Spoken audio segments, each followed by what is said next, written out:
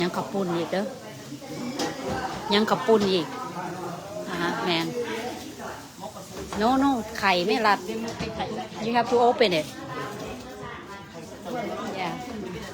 ไข่ใส่ถ้วยน้อยนะ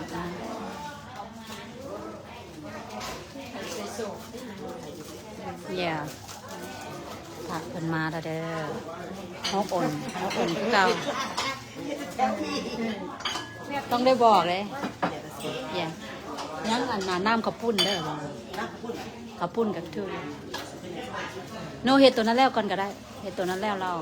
มาใส่ข้าวปุ้น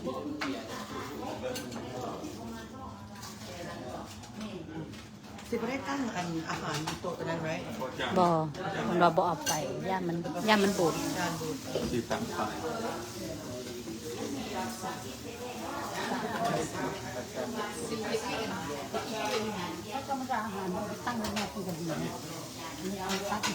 คนย่านมันบูดเปล่าวะย่านแมงวันเปล่าวะ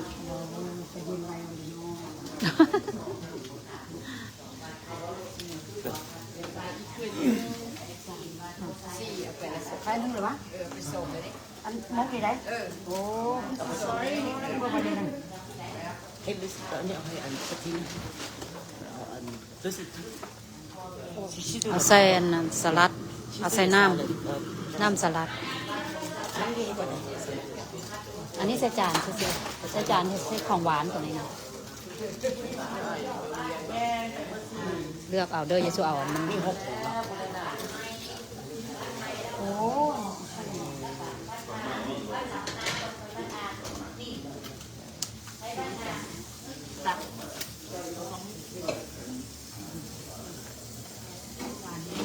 ใช่แล้ว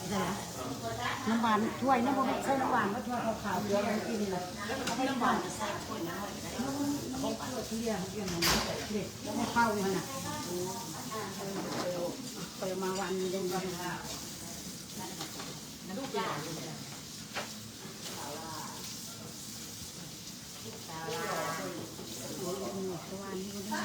บูดบ่ละ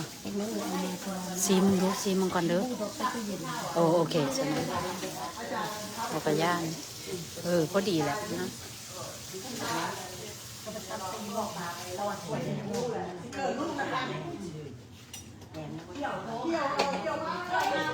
sorry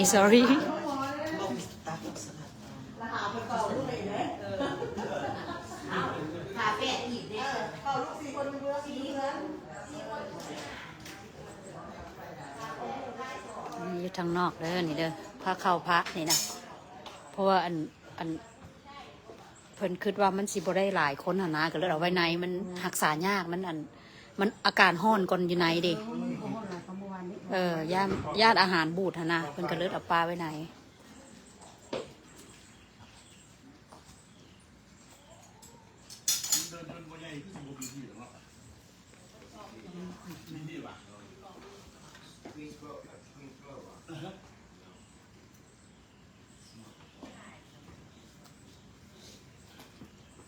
นี่แม่นั่นนะ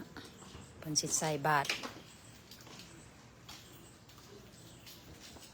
2 4 6 7บาทเนาะ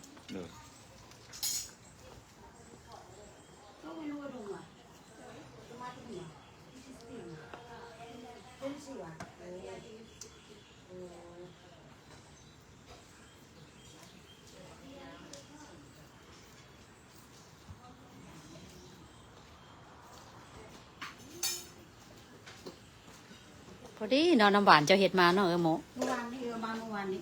มาคนทำเป็นสัญญาเป็นของจุ่มโอเคได้เขาเนี่ยก็ยังว่าสิได้อันน่ะแกงอันเห็ดเพาะนะเครื่องหม้อพูน่ะบูดบูดเบิร์ดได้เขียวถอกทิ่มย่านคนเจ็บท้องต้องได้อันมันเช็คเบิ่งได้อาหารย้ำห้อนนะการกินเจ็บโอ้แมน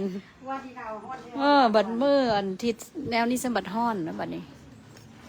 ข่าวมาในแล้วเดี๋ยวบัดนี้เด้อผ่าเพิ่นมาละ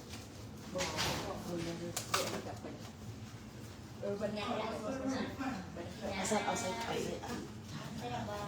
ยกกระปุ่น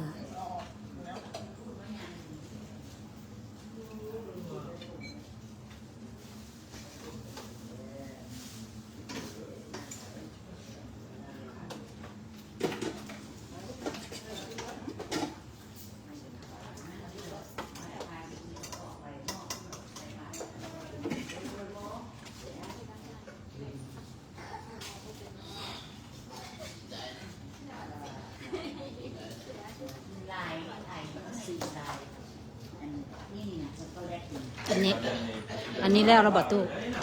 เอาไปบอกหรือว่าเอาไว้นี่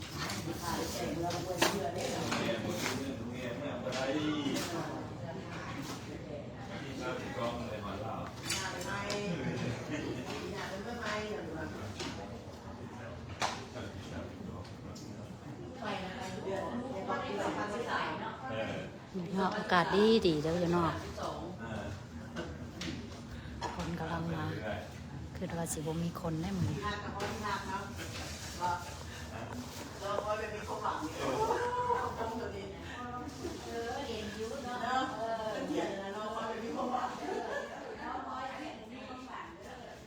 น่ะเปิ้นเบิ่นอยู่ซะนาน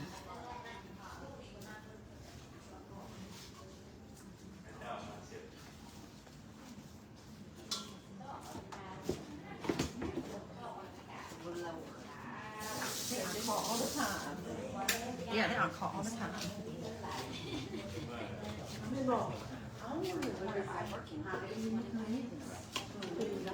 บ่บูดติบ่ได้บูดติ บุรีบุรี จะซีมึงแล้วบ่ล่ะเปิดมึงดูซีมึงก่อนได้โอเคป่ะโอเคขอย่านได้ขอเรื่องยำนี่นะนี่นะย่านนั้นบูดสันดอกเพียงยำซีมึงใส่กันซีมึงใส่กันจ้างดูเจ้าปีกาเลย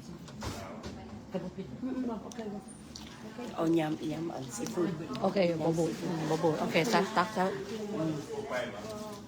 มันเบิดแล้วค่ะอัน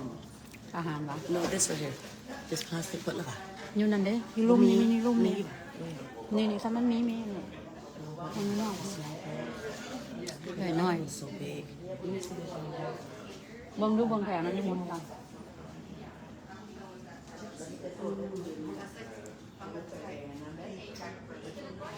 มีแต่จานเนาะถ้วยน้อยเอาถ้วยน้อยนี่ก็ได้รัดเบิ่งถ้วยน้อยอยู่นี่เอาถ้วยน้อยนี่ก็ได้ no just a bowl right Like a clear glass bowl? the little ones ใส่โลดคันนั้น the little one right there ตัวน้อยๆใส่โลด